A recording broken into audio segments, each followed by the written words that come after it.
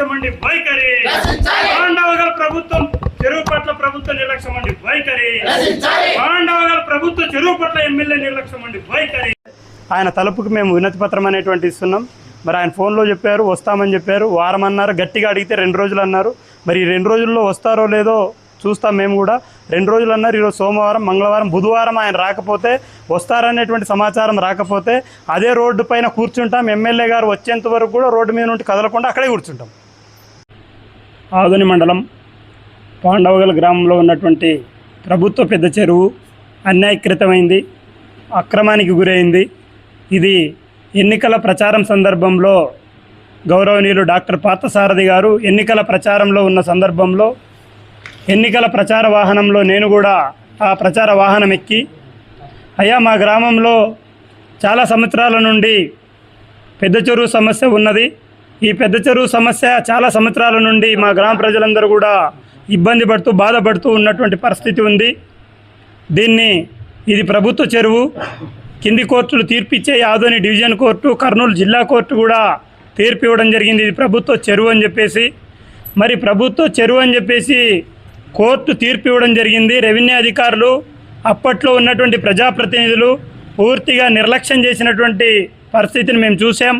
కాబట్టి మా గ్రామ ప్రజల చిరకాల కోరిక ప్రభుత్వ పెద్ద చెరువు ప్రభుత్వం స్వాధీనం చేసుకొని వర్షపు నీరు నిల్వ ఉండగలిగితే, భూగర్భ జల పెరిగి, పశు సంపద పెరిగి, రైతులు కూడా వ్యవసాయ కూలీలుగా మారి వలసలు వెళ్ళేటువంటి పరిస్థితి ఉన్నది. మీరు ప్రభుత్వ చెరువును గనక కాపాడగలిగితే, ప్రభుత్వం తిరిగి స్వాధీనం చేసుకుంటే మా గ్రామంతో పాటు చుట్టుపక్కల ఉన్నటువంటి 4-5 గ్రామాలు కూడా సస్యశ్యామలంగా ఉండడానికి అవకాశం ఉంటుంది అని చెప్పాం. తప్పనిసరిగా నేను గెలిస్తే ఇది చిన్న పని, నేను చేసేస్తాను అని చెప్పేసి ఆయన హామీ ఇచ్చారు. ఆయన హామీ కూడా ఇవ్వకముందు నా ఆరోగ్యం బాగోలేనప్పుడు, నా ఇంటికి పలకరింపడానికి వచ్చినప్పుడు కూడా చెప్పాను. కేసుకు సంబంధించినటువంటి ఆధారాలు ఇచ్చాను. ఆయన చూసి మాట్లాడి ఉంటారు. ఎందుకంటే విద్యావంతులు, డాక్టర్ కూడా అన్ని సమస్యల పట్ల అవగాహన ఉండి మాట్లాడతారని చెప్పేసి ఆదోని నియోజకవర్గ ప్రజలందరూ కూడా నమ్ముతూ ఉన్నారు. మీరు మాట్లాడేటువంటి వాక్చాతుర్యం కూడా నచ్చి ప్రజలు కూడా మీరు అన్నీ చేస్తారని చెప్పేసి నమ్మి ఓట్లు వేశారు. మేము కూడా నమ్మి ఓట్లు వేయించాము. గతంలో ఉన్నటువంటి ప్రజాప్రతినిధుల యొక్క నిర్లక్ష్యాన్ని ప్రజలకు ఎత్తి చూపుతూ ప్రజలకు పని చేయడం లేదని చెప్పేసి చెప్పడం జరిగింది. మరి మీరైనా చేస్తారనేటువంటి నమ్మకంతో ప్రజలందరికీ కూడా ఇప్పుడున్నటువంటి కూటమి ఎమ్మెల్యే డాక్టర్ పార్థసారథి గారు విద్యావంతులు, జ్ఞానవంతులు, ప్రభుత్వ ఆస్తులను కాపాడుతారు, ప్రజల యొక్క శ్రేయస్సు గురించి ఆలోచిస్తారని చెప్పేసి మేము నమ్మి ప్రజలను ఓట్లు వేయమని చెప్పాం, వేయించాం. మా గ్రామంలో కూడా మీరు హామీ ఇచ్చారు, ఇది చిన్న పని నేను చేస్తానని చెప్పారు. గతంలో తాహిర్ వలీని టచ్ చేశారేమో, మాట్లాడారేమో, ఇక మీద టచ్ చేయండి అన్నారు. మీరే కాదు ఎవరు కూడా నన్ను టచ్ చేయలేరు, ఇది వాస్తవం. ఎందుకంటే తప్పు చేస్తేనే ఎవరైనా టచ్ చేస్తారు. నేను ఎక్కడ కూడా ఎవరికి ఎలాంటి తప్పు చేయలేదు, ఎవరు నన్ను టచ్ చేయలేరు. మీరు అన్నారు, నేను అప్పుడు దిగేటప్పుడు కూడా మీకు చెప్పాను. కానీ మేము కోరుతున్నది నాకు రక్షణ కావాలని నేను అడగడం లేదు, నాకు భయం ఉందని నేను అడగడం లేదు, నాకు ఆస్తి కావాలి, నా సంపద పెరగాలని నేను అడగడం లేదు. మా గ్రామంలో ఉన్నటువంటి ఆక్రమానికి గురైనటువంటి ప్రభుత్వ పెద్ద చెరువు ఏదైతే ఉందో అది 10 ఎకరాలు మాత్రమే కాదు ఉందనుకున్నారేమో, కాదు 24 ఎకరాల 85 సెంట్లు గలటువంటి ప్రభుత్వ చెరువు. ఇది చెరువు అని మేము మాత్రమే చెప్పడం కాదు, ప్రభుత్వం కట్టినటువంటి ఆనవాళ్ళు ఉన్నాయి. ఇది ప్రభుత్వ చెరువు అని ప్రభుత్వ రికార్డులలో ఉన్నది. గ్రామ మ్యాప్లో ప్రభుత్వ చెరువు అని ఉన్నది, ప్రభుత్వ చెరువుకు మ్యాప్ ఉన్నది. కింది కోర్టులు కూడా తీర్పు ఇవ్వడం జరిగాయి, ఇది ప్రభుత్వ పెద్ద చెరువు అని చెప్పేసి తీర్పు ఇవ్వడం జరిగాయి. మరి మేము అడుగుతున్నది రాజకీయ స్వలాభం కోసమో పేరు ప్రత్యేకతల కోసం మేము అడగడం లేదు. మేము అడుగుతున్నది ప్రభుత్వ భూమిని ప్రభుత్వం స్వాధీనం చేసుకోవాలి, దాన్ని కూడా అందులో వర్షపు నీరు నిల్వ ఉండగలిగితే ప్రజలకు మేలు జరుగుతుంది, వలసలు నివారించడానికి అవకాశం ఉంటుంది, పశు సంపద పెరగడానికి అవకాశం ఉంటుంది, భూగర్భ జల పెరుగుతుంది అని చెప్పేసి మేము కోరుతా ఉన్నాం. ఈరోజు అడుగుతున్నది ఏదో మీరు ఎమ్మెల్యే అయ్యారు కాబట్టి మాకేదో వస్తుంది, మాకు పేరు వస్తుందని మేము అడగడం లేదు.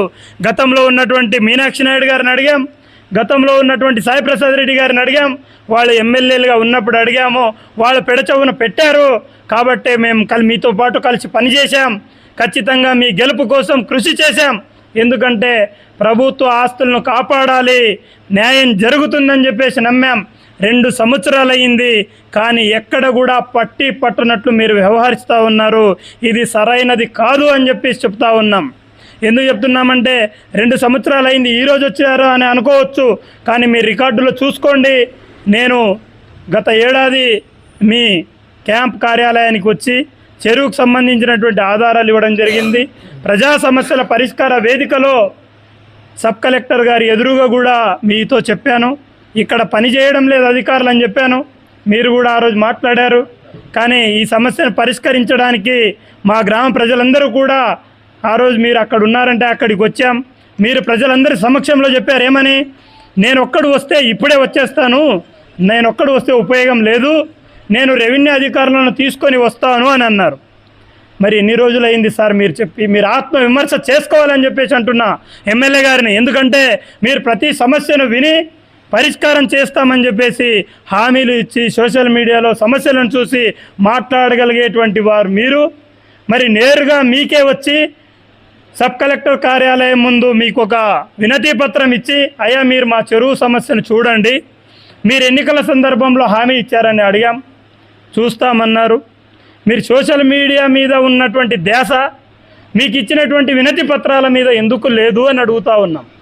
ఈరోజు వచ్చి అడగడం లేదు, 2 సంవత్సరాల నుండి అడుగుతూనే ఉన్నాను.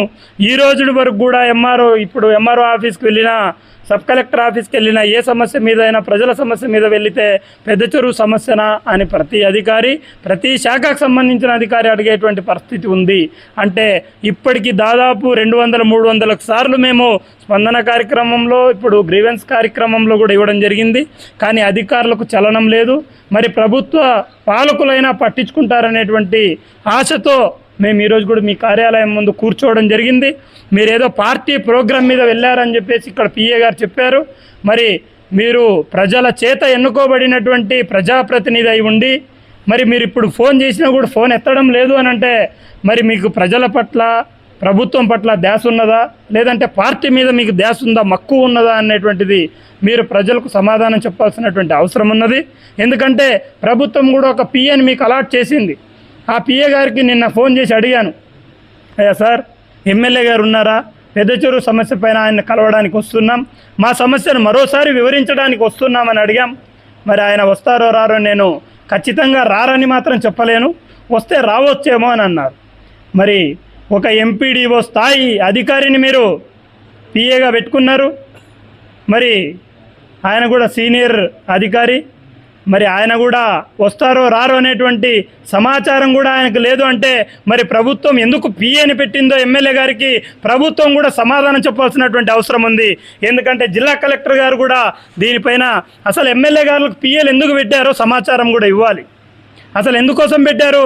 ప్రజల యొక్క సమస్యలు గుర్తు చేయడానికి, తెలుసుకోవడానికి, ఆ విషయం పైన క్లుప్తంగా ఎమ్మెల్యే గారికి తెలియకపోతే చెప్పడానికి పెట్టారని చెప్పేసి మేము భావిస్తూ ఉన్నాం.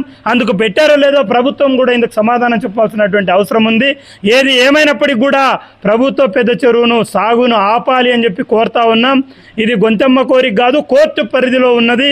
ఎందుకంటే మీ కార్యకర్తలు పేర్లు చెప్పాల్సినటువంటి అవసరం లేదు. మీ కార్యకర్తలు ఏదైనా భూ సమస్య ఉంటే దాన్ని సాగు చేయకుండా సబ్ కలెక్టర్ గారు హూటాహూటిని అక్కడికి వెళ్తున్నటువంటి పరిస్థితులు ఉన్నాయి. అక్కడ పోలీసులు హూటాహూటిని వెళ్తున్నటువంటి పరిస్థితి ఉంది. మరి పోలీసులు వెళ్ళాలంటే ఒక ప్రకటన ఉండాలి, మరి లేదు. రెవెన్యూ అధికారులు వెళ్ళాలంటే దానికి ఒక ప్రకటన ఉండాలి, లేదు. లేకుండానే ఎమ్మెల్యే గారు చెప్పారంటే వెళ్ళిపోతున్నటువంటి పరిస్థితి ఉంది. మరి మీ కార్యకర్తలకు చెప్పినప్పుడు మరి ప్రభుత్వ భూమి అన్యాకృతమైంది, దీని పరిస్థితి ఏమిటి అని చెప్పాల్సినటువంటి బాధ్యత ప్రజల చేత ఎన్నుకోబడినటువంటి ఎమ్మెల్యే గారికి మీకు లేదు.